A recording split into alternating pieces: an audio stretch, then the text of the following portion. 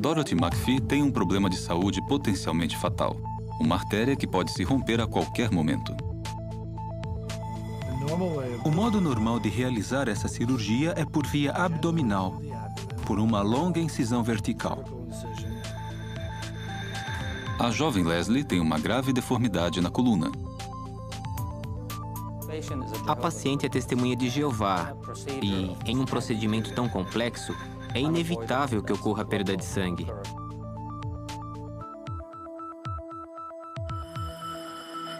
Ambas precisam de cirurgia.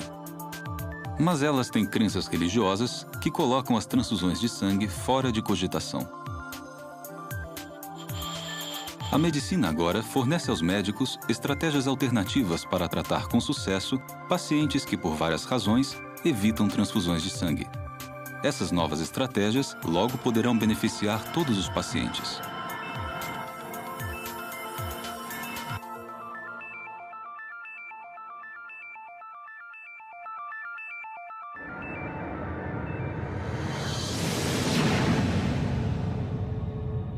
Ao raiar do século XXI, a sociedade está se diversificando cada vez mais. Em toda parte, as pessoas entram em contato com idiomas, costumes, culturas e crenças religiosas diferentes.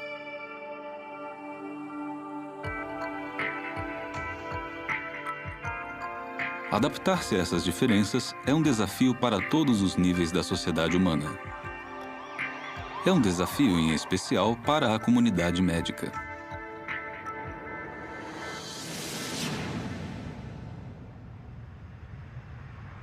Vivemos numa sociedade pluralista e o médico tem seus valores pessoais, mas vai acabar se deparando com pacientes que têm seus próprios valores e sua própria posição em relação a determinados assuntos.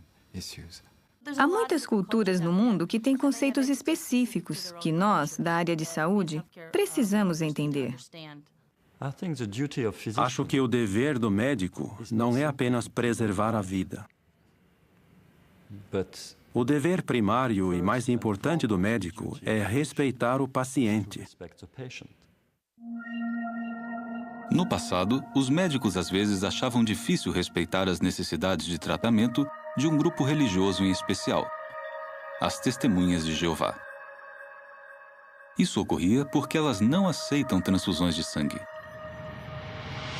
Essa foi a decisão mais fácil, porque eu não ia aceitar sangue em hipótese alguma. Ele disse, transfusão de sangue. E eu disse, não, não. Eu não poderia manter o respeito próprio se desse as costas para as minhas crenças e o meu Deus. E eu não ia aceitar transfusão de sangue. Sua posição de abster-se de transfusões de sangue foi muitas vezes mal entendida. Sem dúvida, houve época no passado em que as Testemunhas de Jeová eram encaradas de modo negativo pelos médicos, especialmente pelos cirurgiões. Antes de conhecer uma testemunha de Jeová, eu tinha o preconceito de que elas deviam ser fanáticos religiosos. Parte disso é preconceito contra um grupo religioso sobre o qual o médico, o juiz ou o advogado talvez não saiba quase nada. Muitas pessoas hoje em dia já ouviram falar dos perigos das doenças que podem ser contraídas pelo sangue e pelas transfusões de sangue. Mas, francamente, a razão principal para as Testemunhas de Jeová evitarem as transfusões de sangue é que a Bíblia diz que o sangue é precioso. Trata-se de uma declaração bem clara. Não exige muito estudo teológico para se chegar a uma conclusão. A Bíblia é bem direta. Abstenham-se de sangue. Do ponto de vista de quem não é da religião, isso parece um ato irracional. Para algumas pessoas, parece contrário à medicina. Parece colocar o paciente em perigo. Acho que alguns de nós tinham a impressão de que as Testemunhas de Jeová talvez não quisessem o melhor tratamento médico, que eram contra os cuidados médicos. Para mim, era importante saber se ela ia viver ou morrer. Eu a trouxe ao hospital para ajudá-la a se curar. É claro que eu não queria morrer, e acho que ninguém quer. Não é que elas queiram fazer algum tipo de pacto suicida com você. Elas querem viver, querem ter um bom tratamento. E acho que é possível atendê-las. Entendi que elas querem o melhor tratamento médico, mas que o querem sem sangue. Acho que precisamos nos esforçar para acabar com a ideia de que as testemunhas de Jeová estão numa categoria à parte.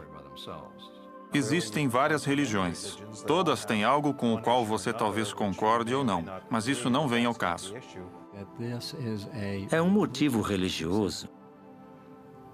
Não é teimosia irracional. É uma crença religiosa.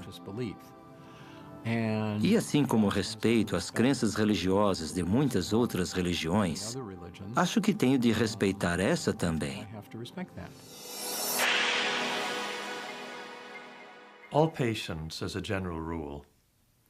Normalmente, todo paciente tem o direito de receber ou recusar um tratamento depois de ter conversado de forma detalhada, aberta e honesta com seu médico.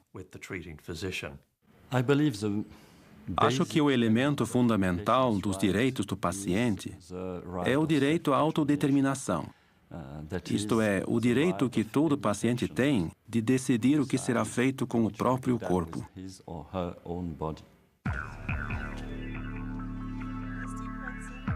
Apesar dos direitos do paciente, alguns afirmam que é irracional recusar tratamentos que consideram essenciais para salvar a vida. É errado comparar a recusa de receber um tratamento com o suicídio, que é a decisão consciente de acabar com a própria vida. Sempre surge uma questão legítima sobre a competência do paciente, mas a mera recusa de sangue em si mesma não indica falta de competência. Não creio que recusar um tratamento seja irresponsável ou irracional. Acho que, se uma pessoa decide não tomar este ou aquele comprimido, fluido ou solução, isso é decisão pessoal. Há pacientes que não querem o respirador mecânico, não querem um tubo para respirar. É comum os pacientes com câncer recusarem um ou outro tipo de tratamento.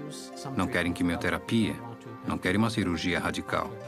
Assim, a ideia de que pacientes vão recusar tratamentos é algo com que tenho de conviver. Não levo isso para o lado pessoal.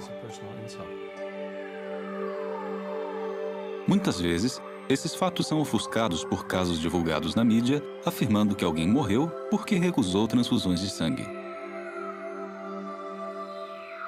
Dizer que alguém morreu porque não recebeu sangue é uma declaração muito genérica e enganosa. Isso é simplificar demais um evento trágico.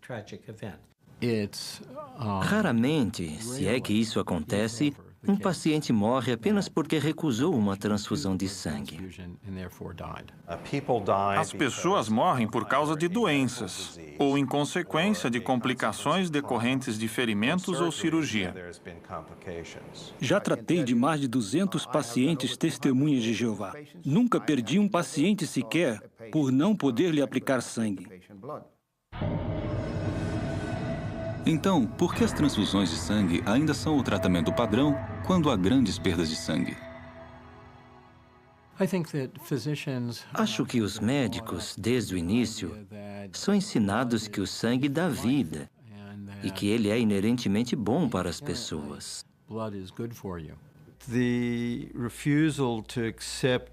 A recusa de aceitar transfusão de sangue incomoda e preocupa a muitos médicos, porque eles temem que, sem a transfusão, o bem-estar do paciente seja comprometido.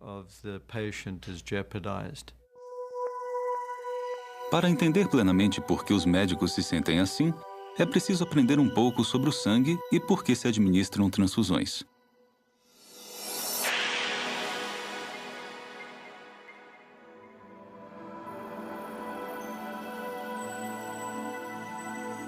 O sangue circula no corpo por um sistema incrivelmente complexo de vasos, chamados veias e artérias.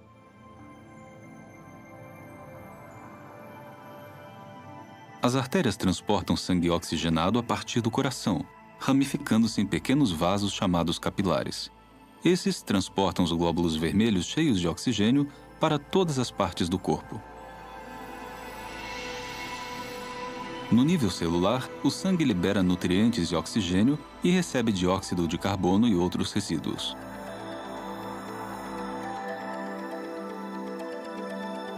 As veias transportam então o sangue sem oxigênio de volta ao coração, que o bombeia para os pulmões. Ali, o dióxido de carbono é liberado e o sangue recebe oxigênio, reiniciando o ciclo.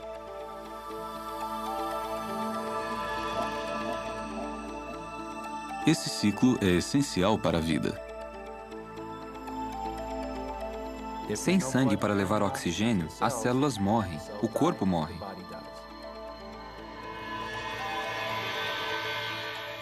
Quando alguém perde muito sangue, os médicos têm duas prioridades.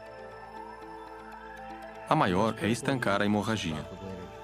Primeiro, parar o sangramento. Tudo mais é secundário. E a segunda prioridade é restaurar o volume no sistema. O que pode ocorrer quando o paciente perde um volume de sangue muito grande? O sangue não é levado ao cérebro e o paciente pode morrer. É preciso restaurar o volume, a circulação e a oxigenação. Um modo de corrigir essa diminuição no volume sanguíneo é dar outros fluidos por via intravenosa. Para isso, é possível usar vários fluidos, não necessariamente sangue.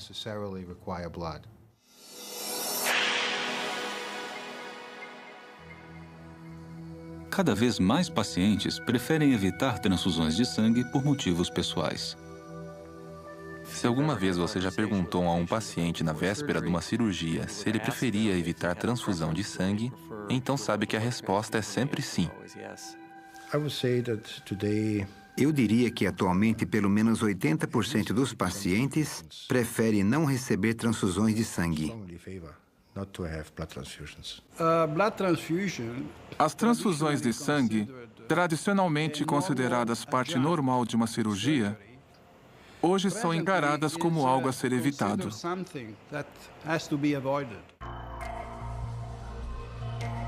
No que se refere a transfusões, existem riscos bem reais.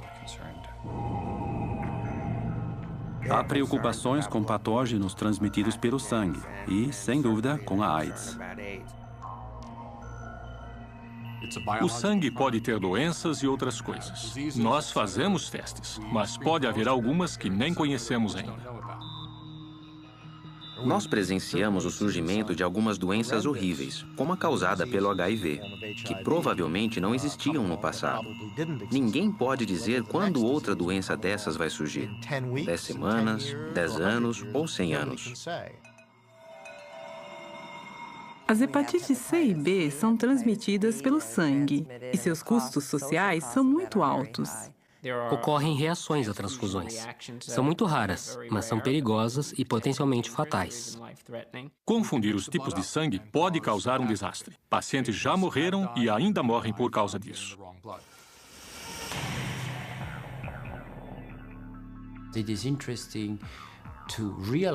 É interessante constatar agora, no início dos anos 2000, que as transfusões de sangue, até certo ponto, não cumprem o propósito a que se destinam. Ao longo dos anos, nos convencemos de que muitas das complicações que os pacientes sofrem após a cirurgia não são por falta de sorte ou de habilidade cirúrgica, mas são, de fato, complicações resultantes de transfusões. Essas preocupações levaram ao desenvolvimento de uma ampla variedade de estratégias alternativas. Tratamentos aceitos por muitas testemunhas de Jeová e por outros que também decidiram evitar transfusões. Elas podem ser agrupadas sob 4 princípios básicos.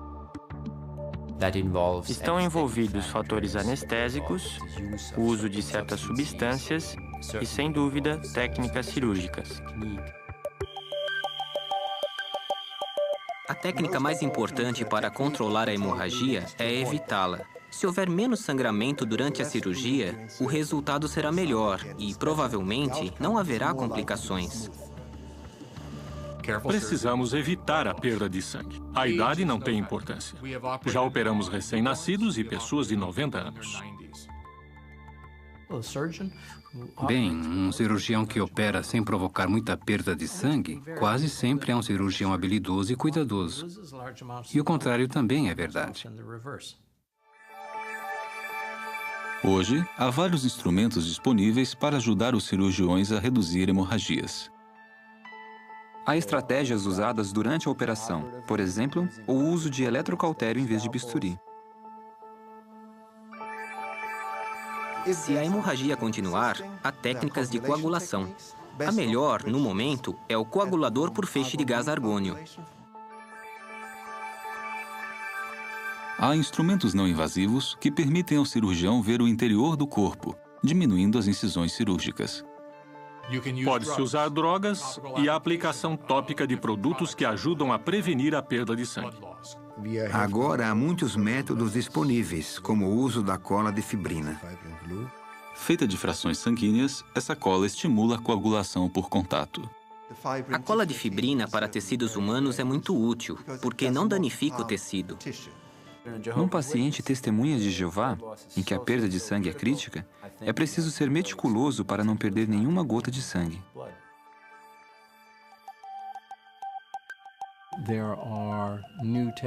Há novas técnicas de hemodiluição e reinfusão que tornam a operação mais fácil e que são aceitáveis para pessoas que têm um conceito religioso contrário a transfusões de sangue. Os princípios da hemodiluição para redução de perda sanguínea, na verdade, são bem simples. Basicamente, deixamos o sangue do paciente num circuito fechado. Tiramos o sangue do paciente, que é mantido em contato com o paciente, e o substituímos por fluidos. Isso resulta em sangue diluído e, portanto, o paciente só perde o sangue diluído em vez de o sangue original ou concentrado. Se o paciente sangra intraoperatoriamente, perde menos glóbulos vermelhos. É como pegar 1 litro de leite e acrescentar água até obter 12 litros de líquido. O litro original ainda está lá. Mas se você derramasse um pouco, haveria muita água e uma fração do leite. Daí, por fim, você poderia se livrar da água e voltar ao ponto de partida. Usamos esse método rotineiramente, em especial em pacientes para quem prevemos uma grande perda de sangue. Esse é um padrão de tratamento muito bom para cirurgias com grandes perdas de sangue, e não só para testemunhas de Jeová. Se houver perda de sangue, recorremos à recuperação intraoperatória de células. Aspiramos o sangue derramado. Lavamos, limpamos e processamos os eritrócitos. E depois de filtrar o sangue, o reinfundimos. A recuperação intraoperatória de células é uma técnica muito importante, porque o paciente não perde o sangue perdido pelo cirurgião. Sempre deixe o equipamento preparado ao tratar de trauma e perda significativa de sangue. Um elemento-chave para estimular o corpo a produzir mais sangue é um hormônio chamado eritropoetina. A eritropoetina é uma substância natural. Ela se forma nos rins e em outros órgãos também, mas principalmente nos rins. E ajuda a medula óssea a produzir glóbulos vermelhos que vão transportar o oxigênio. A produção de células sanguíneas acontece principalmente no externo, nas costelas, nas vértebras e na pelve. A eritropoetina recombinante estimula a produção natural de glóbulos vermelhos. Se eu sei que o paciente vai ficar hospitalizado um bom tempo, posso dar-lhe eritropoetina recombinante para começar a aumentar seu estoque de sangue. Essa estratégia pode reduzir os custos e diminuir a utilização de transfusão de sangue halogênico. Algo interessante a respeito das alternativas às transfusões é que a maioria das coisas que mencionamos estão ao alcance de médicos e hospitais em todo o mundo. Atualmente, técnicas de tratamento sem sangue estão disponíveis para praticamente todas as especialidades de medicina e cirurgia. As alternativas, como outros tratamentos, não são necessariamente isentas de riscos. De modo que o paciente, em especial aquele que é testemunha de Jeová, deve se informar sobre os benefícios e os riscos associados a determinado tratamento. Esteja bem informado.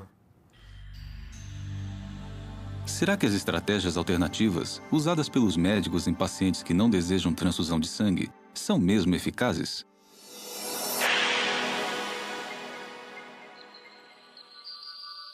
Leslie Lex havia acabado de entrar para o ensino fundamental quando ficou óbvio que sofria de uma deformidade degenerativa na coluna.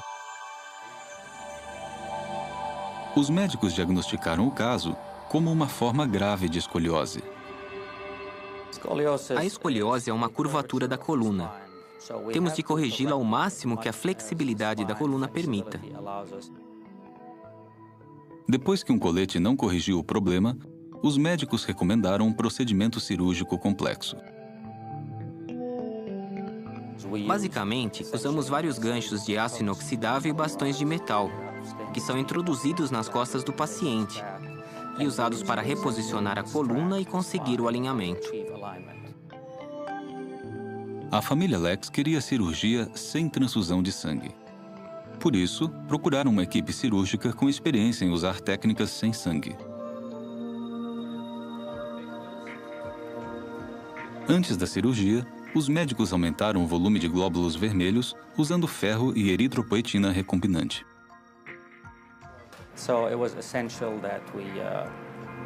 Era vital fazermos a cirurgia sem perda excessiva de sangue.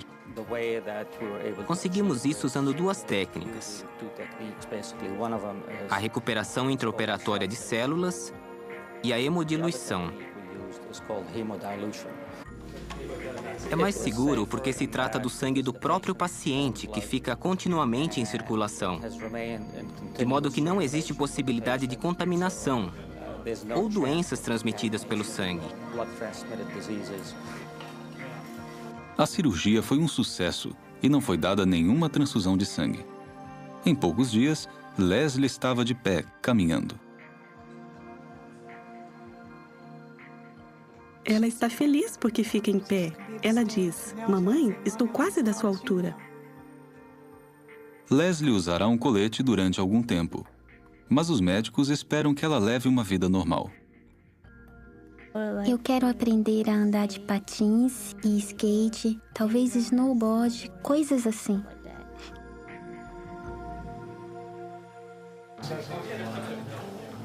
Às vezes, as estratégias alternativas envolvem novas técnicas que reduzem a perda de sangue em pacientes que não querem transfusão. Dorothy McPhee, de 75 anos, tinha um aneurisma aórtico abdominal, um problema potencialmente fatal que, em geral, exige uma grande cirurgia. O modo normal de realizar essa cirurgia é por via abdominal, por uma longa incisão vertical que começa na parte inferior do tórax e vai até a região púbica. É preciso trabalhar ao redor e por trás de todo o trato intestinal. A hospitalização vai de 4 ou 5 dias a uma média de 1 semana ou mais, desde que não haja complicações operatórias. Visto que Dorothy é testemunha de Jeová, seus médicos usaram uma técnica cirúrgica que diminui o sangramento. O que fizemos se chama cirurgia endovascular aórtica, especificamente endovascular, quer dizer, trabalhamos dentro da artéria. Pela artéria, introduzimos nossos cateteres, fios e todos os instrumentos que foram direcionados até o aneurisma. E daí pudemos visualizá-lo por meio de fluoroscopia, tecnologia que usa raios-x. Os cirurgiões introduziram uma malha de metal, chamada stent, para reparar a aorta dela, sem uma grande incisão cirúrgica que teria causado muito sangramento.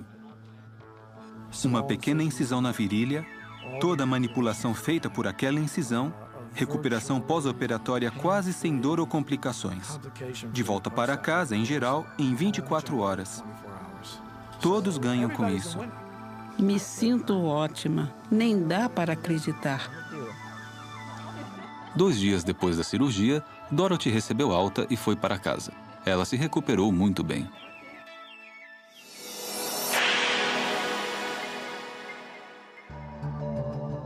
Cada vez mais profissionais da área de saúde estão dispostos a tratar pacientes que não querem transfusões de sangue.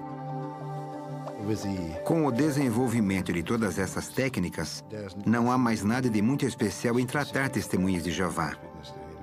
Sabemos que elas não querem transfusão de sangue e temos a tecnologia para atender ao pedido delas. A crença da pessoa que a faz recusar a transfusão deve ser uma parte mínima.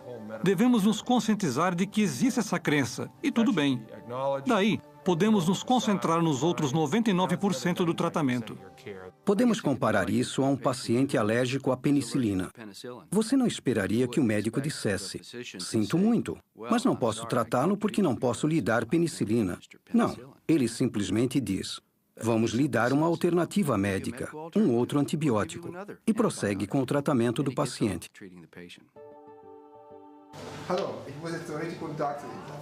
Esse enfoque esclarecido do tratamento do paciente tem implicações interessantes para todos. Já que não podíamos aplicar sangue nas testemunhas de Jeová, vimos que não precisávamos aplicá-lo em muitas outras situações. Isso nos levou na direção correta. As alternativas à transfusão são procedimentos de boa qualidade, abalizados e seguros para os pacientes. É um padrão que deveria estar à disposição de todos os pacientes. O que estamos falando aqui vai acabar perdendo a relevância, porque a medicina e a cirurgia sem sangue vão se tornar tão comuns nos próximos 5 a 10 anos que já não serão mais novidade.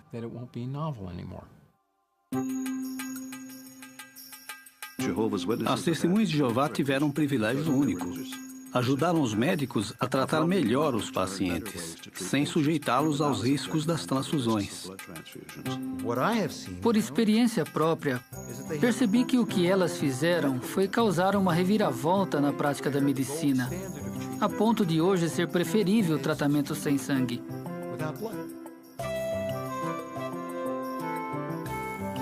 Atualmente, uns 100 mil médicos em todo o mundo fazem cirurgias e praticam a medicina sem sangue em qualquer paciente que não queira transfusão de sangue.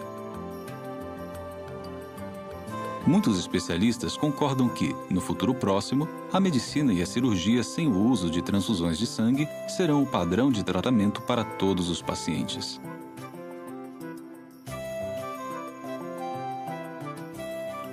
Atualmente, técnicas de tratamento sem sangue estão disponíveis para praticamente todas as especialidades de medicina e cirurgia.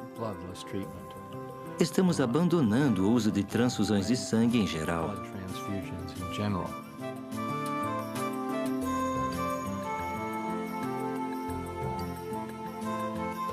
É incomum um cirurgião cardíaco não gostar de usar sangue. Mas eu fico orgulhoso quando o paciente sai da sala de cirurgia sem ter recebido transfusão.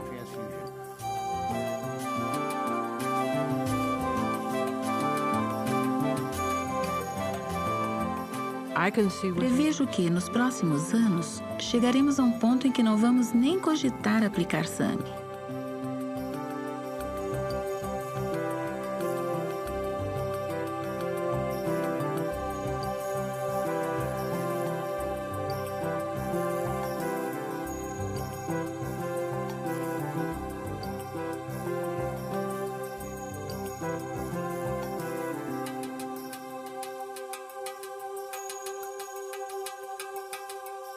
Respeitar as necessidades de tratamento de um grupo religioso em especial, as Testemunhas de Jeová.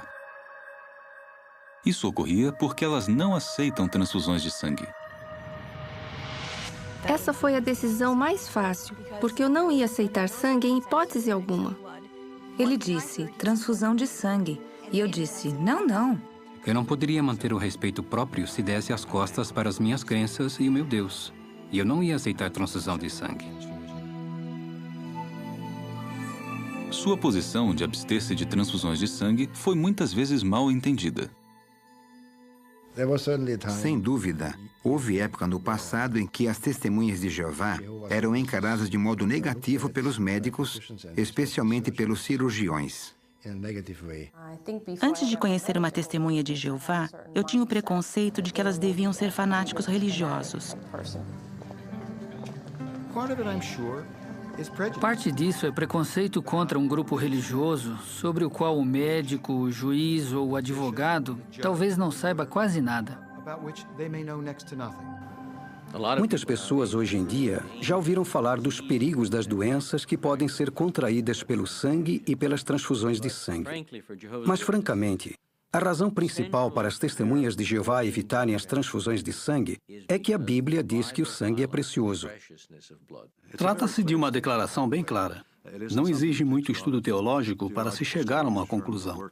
A Bíblia é bem direta. Abstenham-se de sangue.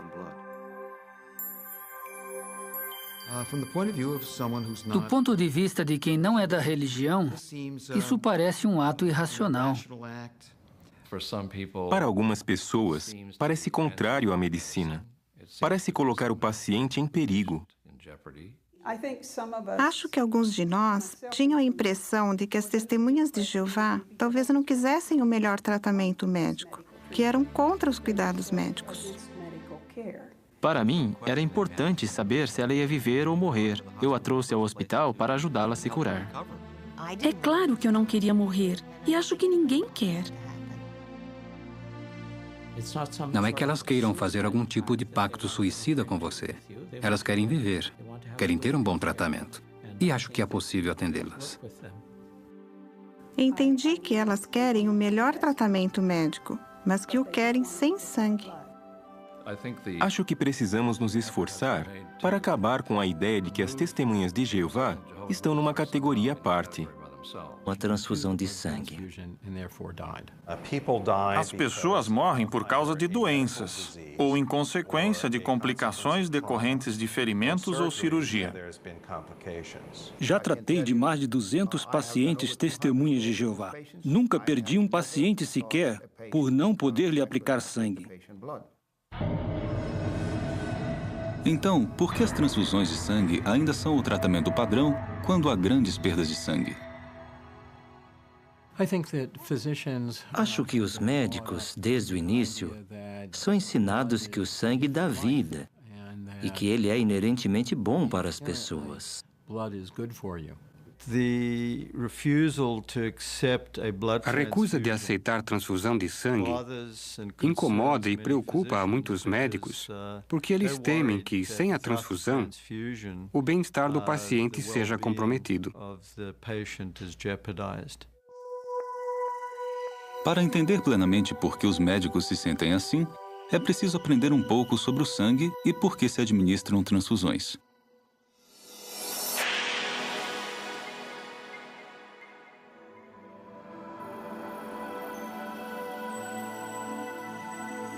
O sangue circula no corpo por um sistema incrivelmente complexo de vasos, chamados veias e artérias.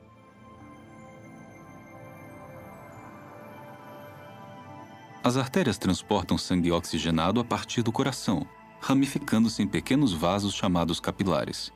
Esses transportam os glóbulos vermelhos cheios de oxigênio para todas as partes do corpo. No nível celular, o sangue libera nutrientes e oxigênio e recebe dióxido de carbono e outros resíduos.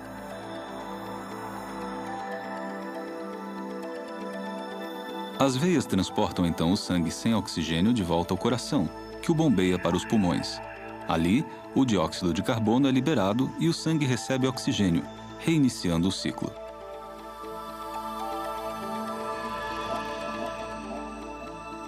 Esse ciclo é essencial para a vida. Sem sangue para levar oxigênio, as células morrem, o corpo morre.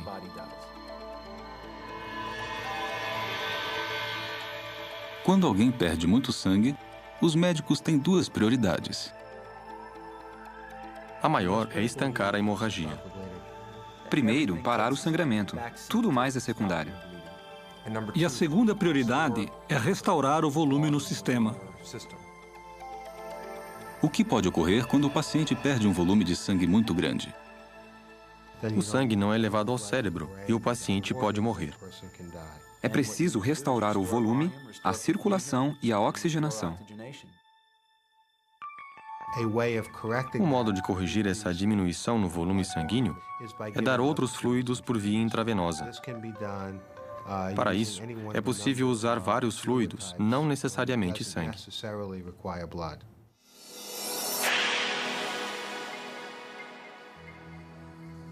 Cada vez mais pacientes preferem evitar transfusões de sangue por motivos pessoais. Se alguma vez você já perguntou a um paciente na véspera de uma cirurgia se ele preferia evitar transfusão de sangue, então sabe que a resposta é sempre sim. Eu diria que atualmente pelo menos 80% dos pacientes preferem não receber transfusões de sangue. As transfusões de sangue, tradicionalmente consideradas parte normal de uma cirurgia, hoje são encaradas como algo a ser evitado.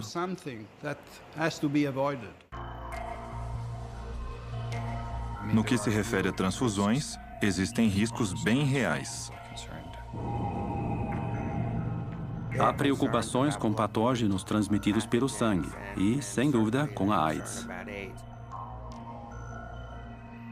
O sangue pode ter doenças e outras coisas. Nós fazemos testes, mas pode haver algumas que nem conhecemos ainda.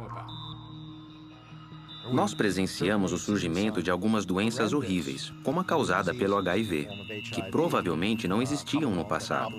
Ninguém pode dizer quando outra doença dessas vai surgir. 10 semanas, 10 anos ou 100 anos. As hepatites C e B são transmitidas pelo sangue e seus custos sociais são muito altos. Ocorrem reações a transfusões. São muito raras, mas são perigosas e potencialmente fatais. Confundir os tipos de sangue pode causar um desastre. Pacientes já morreram e ainda morrem por causa disso.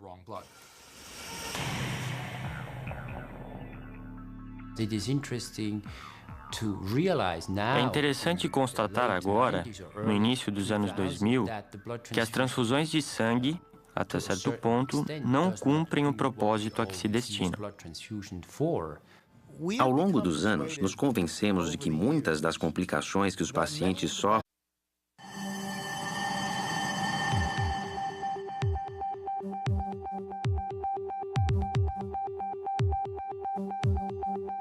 Dorothy McPhee tem um problema de saúde potencialmente fatal. Uma artéria que pode se romper a qualquer momento. O modo normal de realizar essa cirurgia é por via abdominal, por uma longa incisão vertical. A jovem Leslie tem uma grave deformidade na coluna. A paciente é testemunha de Jeová e, em um procedimento tão complexo, é inevitável que ocorra perda de sangue.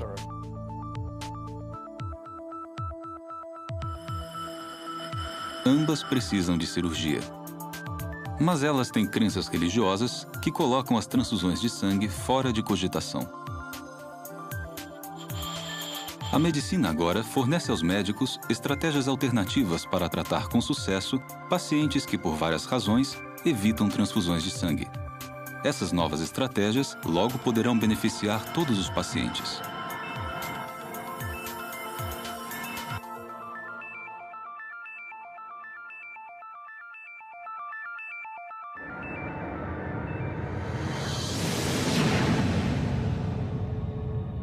Ao raiar do século XXI, a sociedade está se diversificando cada vez mais. Em toda parte, as pessoas entram em contato com idiomas, costumes, culturas e crenças religiosas diferentes.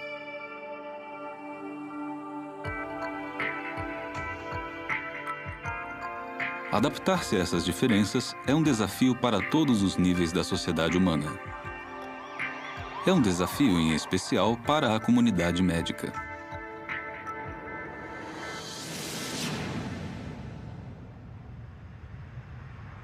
Vivemos numa sociedade pluralista e o médico tem seus valores pessoais, mas vai acabar se deparando com pacientes que têm seus próprios valores e sua própria posição em relação a determinados assuntos.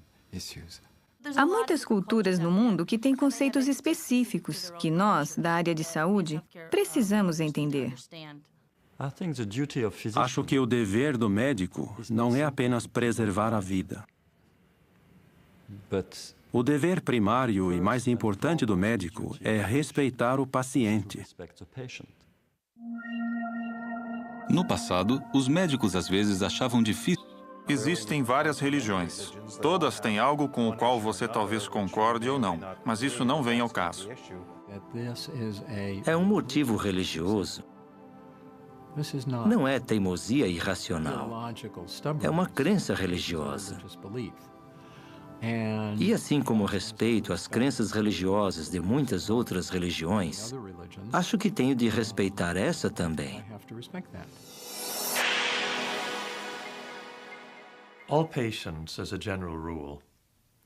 Normalmente, todo paciente tem o direito de receber ou recusar um tratamento depois de ter conversado de forma detalhada, aberta e honesta com seu médico. Acho que o elemento fundamental dos direitos do paciente é o direito à autodeterminação. Isto é, o direito que todo paciente tem de decidir o que será feito com o próprio corpo.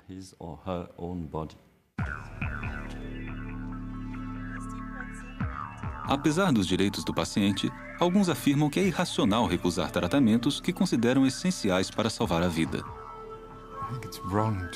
É errado comparar a recusa de receber um tratamento com o suicídio, que é a decisão consciente de acabar com a própria vida. Sempre surge uma questão legítima sobre a competência do paciente, mas a mera recusa de sangue em si mesma não indica falta de competência. Não creio que recusar um tratamento seja irresponsável ou irracional.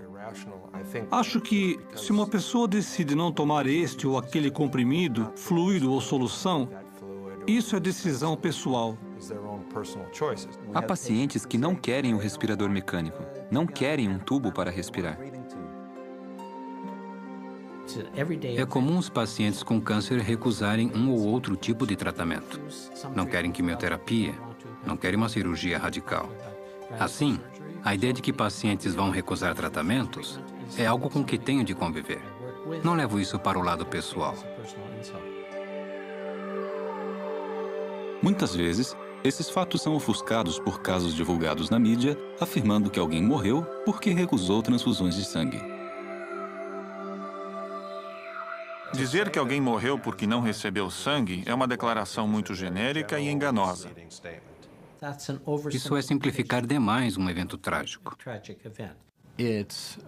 Raramente, se é que isso acontece, um paciente morre apenas porque recusou